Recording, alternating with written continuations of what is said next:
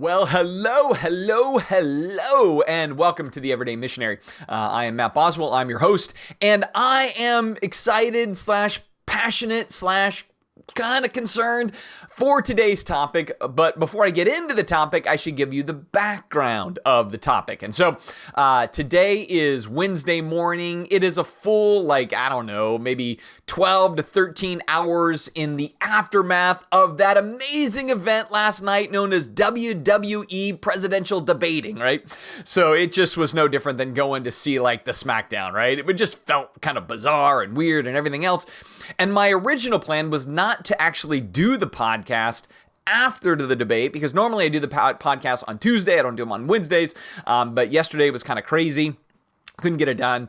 And then I was on my mower yesterday thinking through the topic a little bit more. So all the more I was excited to be able to do it on Wednesday. And then I watched the debate. And in doing that, I'm hoping not to draw much off of the debate, but it just highlighted the importance of the topic to me, all right?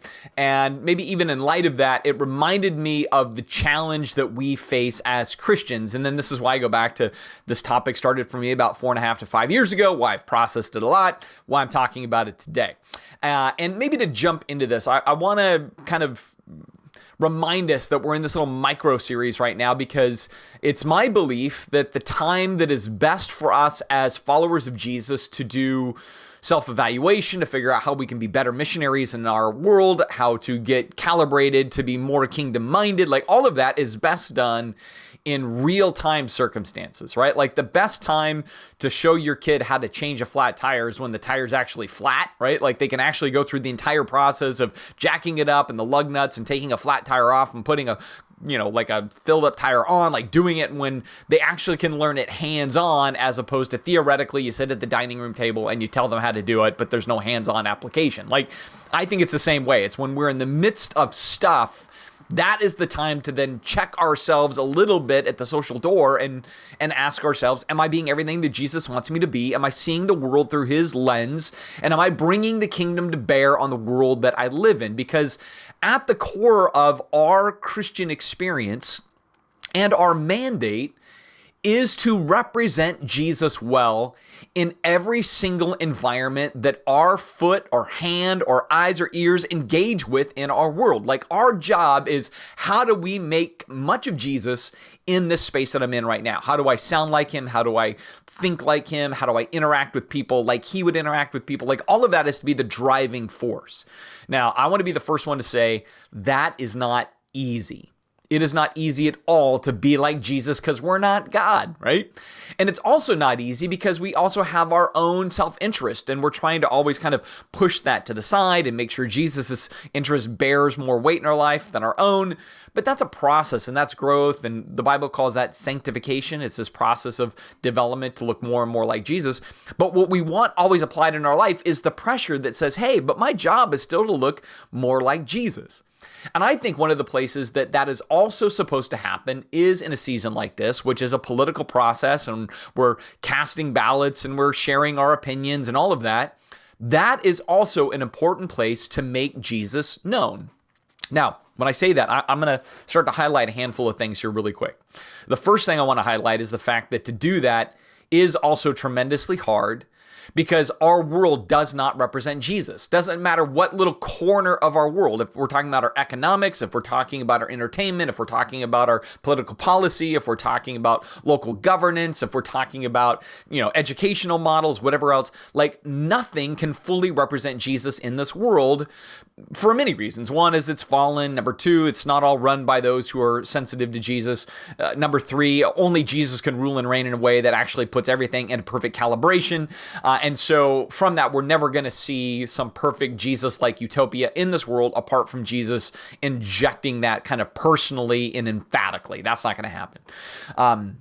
But our goal is to try to leave the world a better place than the way we found it, right? In the name of Jesus. And so we are to be involved in all of these things. And therefore, even when we talk about politics, our mission is not so much to figure out which policies I prefer and which policies I abhor, but rather, how can I let the kingdom ethics of Jesus come to bear on these policy decisions? And who do I think are going to be the best types of people to govern in such a way that they bring flourishing to my neighbor, that they bring flourishing or blessing to the nation at large? Who am I going to see be in there that's going to be potentially the greatest peacemaker, that is the person that represents true and pure justice, like those kinds of things? Or if you become a politician or you become a part of the local governing system or a school board or whatever, like you're trying to figure out, how do I bring all of that into this environment I'm in? Because the reality is that politics does shape everything. And as Christians, we're not supposed to be outside of that, but rather we want to bring kind of that voice and heart and mind of Jesus to be inside those types of things, because education is connected to politics.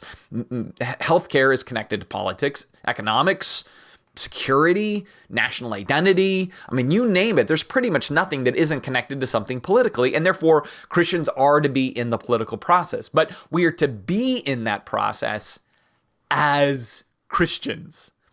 And then with that, we are to make sure as we engage that even though we're having to at times make these little compromises or connections to things that don't fully represent Jesus, we want to still keep in mind our core principles in representing him, even though we are working in kind of inadequate systems. Therefore, we don't want to sacrifice our core values for the sake of the system itself. We don't want to sacrifice our core Jesus-centered values. And I want to say that, our core Jesus-centered values, just to make allegiances with security, national identity, economy, whatever else. We want to make sure that, no, we want Jesus to inform our connection to those things. And when we don't see where they can agree, we still want to default to what matters most to Jesus. And then we just sort of put our hands in the air and say, all right, well, that's the best we can do, right? Like that's kind of the way it works. Now, here's the thing I've been thinking about as it relates to all of this. And this is sort of then connected to even last week's podcast on our temptation toward idols. Part of this issue of policy can also be an issue of idolatry. Either way, it doesn't matter if you're a D or an R. As I've shared before, neither one of the parties have fully accessed exclusive rights to the ethics of the kingdom, right? So the Republican Party, there's some things that I look at and I go, wow, that sounds very kingdom-oriented. And then there's other policies where I go, that sounds nothing like the kingdom of Jesus. And I'm the same with the Democrats. I look and I go, there's some things there that sound very kingdom-oriented, and other things I go, that sounds nothing like Jesus. So the idea that the D or the R has cornered the Jesus market, clearly not true. And so we don't look at the core issues of policy being the distinctly Christian thing. So what is the distinctly Christian thing? Well, of course, it's obviously Jesus, right? It's obviously then like the Sermon on the Mount stuff and the other commands that Jesus gives us, like the stuff of the Gospels are what we're really trying to filter through. But here's one that's really important. One that for my entire evangelical life, I felt we did a great job of reminding, establishing, trying to emphasize, saying this was the core value that we must always hold to. We never want to give up. We will never give it up because it's so central. It was one that I was hearing immensely 5 years ago, but I've heard it for 10, 15, 20, 25, 30. I mean, I've heard it for a long time, right? So let me bring us back to roughly 2015. The Republican field is massive, right? It's like everybody and your uncle is somehow running to be president of the United States up against the presumptive nominee of Hillary Clinton. She wasn't for sure yet, but everybody kind of knew it because the DNC, with its own character flaws, they just kind of maneuvered it to make sure she became the person. So, and all these different people. And among those, there was the strata that evangelicals looked at. And we said, all right, here's the people at the top of the list. Here are the people toward the bottom of the list. Yeah, there's like 16 people in the field, but here's how we're going to segregate out the list. And so you had people like Ted Cruz up toward the top, Marco Rubio toward the top, Ben Carson toward the top, and then you had other people toward the bottom. And it seems that toward the very bottom of the bottom was our current sitting president, Donald Trump. And the reason for that was less connected to policies or anything else. They all had different ideas, but fundamentally it was going to fall under the more right-leaning policymaking. But what evangelicals were saying, what the other candidates were saying, what religious leaders were saying, is in this initial field, character matters, right? And this has been our line for a long time. This has been that core driving principle that yes, there's going to be different policies, there's going to be different governing styles, but what matters most in the candidate, what is so critical and you cannot sacrifice, is character. Character matters most. And I think we would say this because we would look at like what Jesus says in the Gospels, where he says, out of the abundance of the heart, the mouth speaks. Jesus also goes on to talk about the fact that really it's out of the abundance of the heart that you conduct your life. So for us, we as Christians look at this and we say, character drives everything. And if there isn't good character, it does not matter policy, it does not matter procedure, it does not matter intelligence.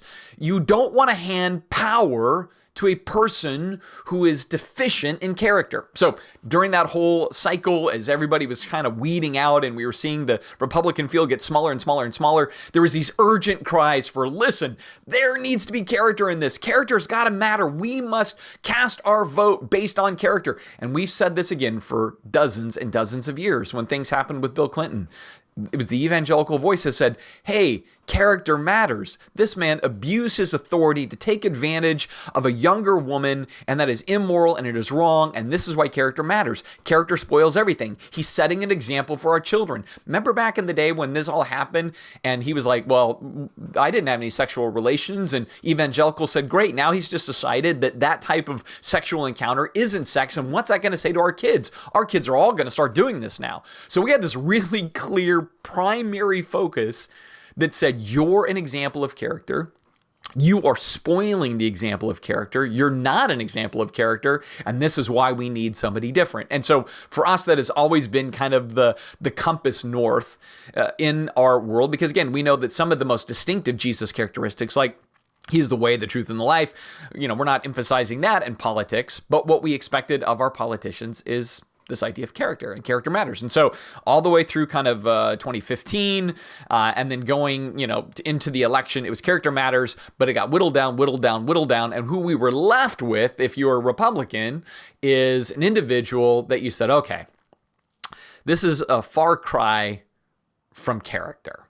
Like honestly, if you go back and you just listen to the clips of like every pundit, all the politicians on the right, the kind of the evangelical body, that was the cry until we were left with an individual that we all knew that character wasn't it. And here's what the purpose of my podcast is today. When that's what we were left with, we stopped saying character matters. And my question then, in light of that, is what did we trade for character? Because we made agreements again. And again, I want to try to help on this a little bit because I always try to say my goal here is not to be making political statements. It's not to try to support one candidate over another candidate. That's not what I'm getting at. What I'm getting at is the mass majority of evangelicals vote Republican most of the time. In light of that, the mass majority of evangelicals for many, many years have said character matters. Then they had a candidate whose character did not match the statement, character matters, and we decided to retire the statement because it was inconvenient to the situation. And what I'm asking is, what were we willing to exchange for character? I'm asking that of our own hearts. I'm not asking that of some kind of political extension. I'm asking us to evaluate, why were we comfortable and saying, I'm going to exchange this statement for something else? And what was the something else? And did the something else matter more than the character? Now, what I don't think this means in the end is that I'm saying, well, then by extension, you can't vote for Donald Trump. You can vote for Donald Trump or Joe Biden, or you can vote for whoever you want. Again, this is always going to come back to conscience, but I'm asking more, what alliances were we willing to make where we said, we're going to retire this statement, and what did we give up in retiring the statement, and what did we get for retiring the statement? Now, in one sense, we could say, well, we ended up with a person that came in with policies that I support, and from that, we're going to get a court, and we've gotten all these other judges and these other, kind of federal courts and everything else. So we got that. We've gotten certain economic policies I agree with. We have certain, whatever it is, civil policies I agree with, and everything else. And so you say that's what I got. So yes, I was willing to sacrifice character for these policies, and maybe in that you're going to say, and those policies I think are more based in character, and so I'm good with that. At least you've processed it through, and we should be able to segregate and say, you know what? Contrary to the Bible, you can actually get good things from a bad person, or you can get good traits from a person who lacks character, And so maybe we should retire character matters. Maybe character does not matter in politics anymore. And so we knew what the trade was. The trade was, as long as they hold policies that I think are good, character doesn't matter. And we get rid of the statement. Or we go, no, I'm not comfortable with that. It's just the way it worked out. Maybe that's what it is, right? But on the other flip, what did we give up in the trade, right? We might have received policies that we think are more Bible-centric, so we go, that it's worth the sacrifice, so the end justifies the means. And so it's worth getting rid of the character statement. Maybe we can get people with lesser character from here on out, and it's going to work great because they'll get stuff done. At least we're being honest. We're saying we overstated the character thing, right? But the other side of this that I think has me more kind of saddened is many of my disbelieving friends that I have either some kind of, connection to, like conversationally, or seeing what they do on social media or whatever else. This is kind of the thing they've been able to kind of clamp down with on the Christian church, where they're like, man, you guys lectured us for years about character, and now you're backing somebody openly. That's the way they feel, whether you are or not. This is the way they feel or think. You're backing somebody openly who clearly does not display Christ-like character, does not display Christian-like character. You're backing this, and so you've lost the moral authority to talk about character in our society anymore. And here's where I think the cost of that is. As followers of Jesus, I think by and large, we look at society right now and we go, man, it is adrift when it comes to ethics. It's morally just tossed to and fro in the sea. And we used to be able to say character matters. And we used to be able to at least try to, for the most part, rise up with things like Promise Keepers and different events and be like, we need to get back to the character traits and ethics of biblical Christianity. We need to really model this. We need to display this. We need to back this. We need to expect this of our people, especially our people in positions of power or prestige or fame or whatever. Like, this should be the thing we want to anticipate and expect from that. And now we have potentially the most famous evangelical in the world, Donald Trump. And I know some of you are gonna be like, what are you talking about? Most famous evangelicals, Donald Trump. Well, Donald Trump is not claiming to be a Catholic Christian. He's not claiming to be a Methodist Christian. He's really fallen into that evangelical circle, which is why he has evangelical pastors around him. That's really what he's kind of noted as in the Christian circles at this point, and in global circles. If he has a faith, it's an evangelical faith. But it's an evangelical faith where the character of the person is very adrift.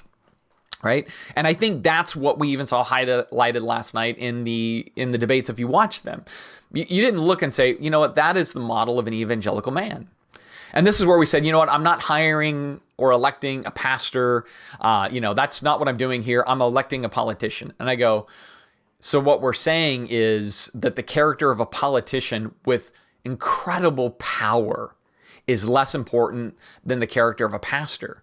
What I would say is it's just as important if we care about flourishing, and it's just as important if we are ever concerned about power in the hands of people without character. And that's the bigger thing. I go back into the Old Testament, and you see this repeatedly through like Kings and Chronicles. When a leader was given power without character, it meant decay for the nation every single time, because they're going to render policy from that power, but not from their character. They're going to make decisions from power, not character. And so when we say character used to matter, but character doesn't matter, we shouldn't be surprised then by a divided nation. We shouldn't be surprised by unrest. We shouldn't be surprised by the modeling of how others don't have character, so I don't have to have character. They don't treat people with respect. Why should I treat people with respect? They openly call people names, so I'll openly call people names. Like the very fabric of our society that we feel is unraveling, we're not seeing that it might be connected to a leader whose character can't hold the weight of a country on their shoulders. And this is why I bring it back to, what did we give up for character mattering? Right? Like when it mattered, it mattered. And it seems like now it doesn't matter as much as policy matters. And that should concern us, I think, as followers of Jesus, right? What we gave up as witness and what we got was somebody who's advancing policies and exhibiting power, but without character. And for us as followers of Jesus, us as readers of the Bible, we should know that every single time that is a bad recipe. That is always a bad recipe. In fact, and this is just my personal opinion, so you're getting me. So I'm going to be clear how I'm trying to process all of this. I've always been of the mind that I would take better character and lesser policy over better policy and lesser character. That's just the way I've always operated. And I've operated from that because I believe when I read through the Bible, when you give power to a person of lesser character, no matter what the policy is, that power is not going to be exercised in a way that is prudent for the flourishing of all. It'll be exercised as flourishing for the power of some, which is what you do see in Kings and Chronicles. Certainly some benefited and many suffered. And then ultimately God's like, yeah, but your whole nation falls apart and it decays under the weight of no character.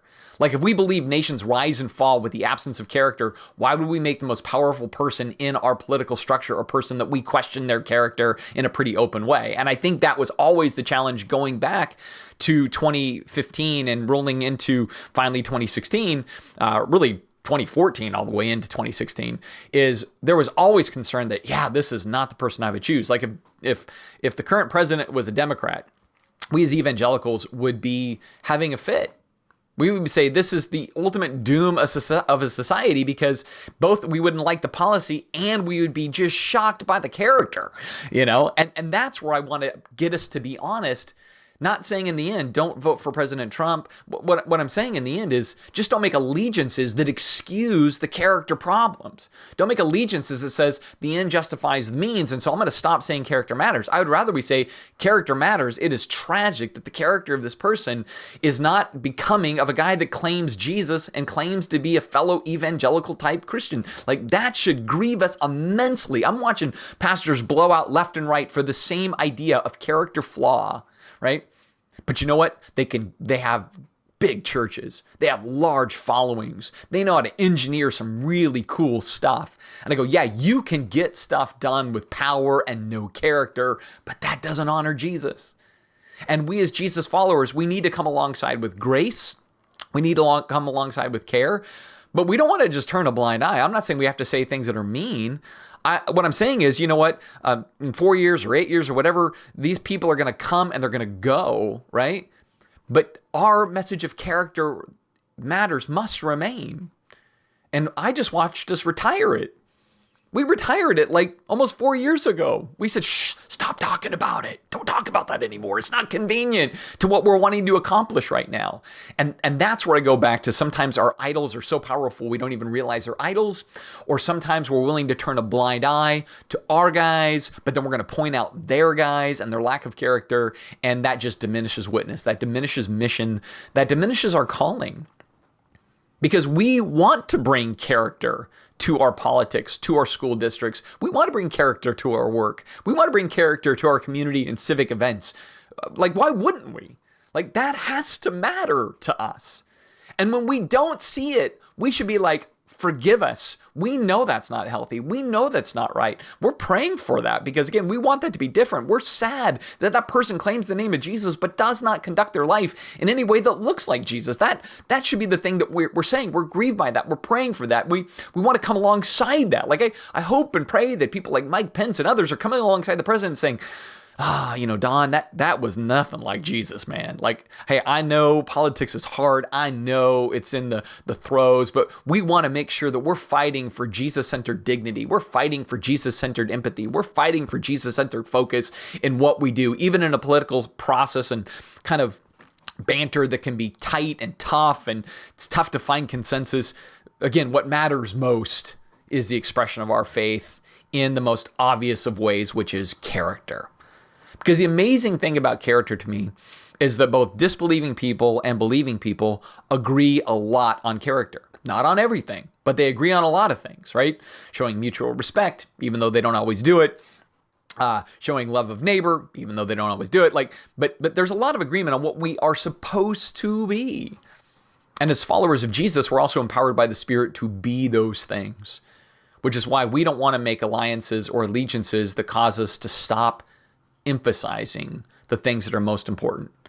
Because here's the guarantee I can make us, right? I can guarantee this because the Bible's so blatantly clear about it. This nation will not rise by good policy.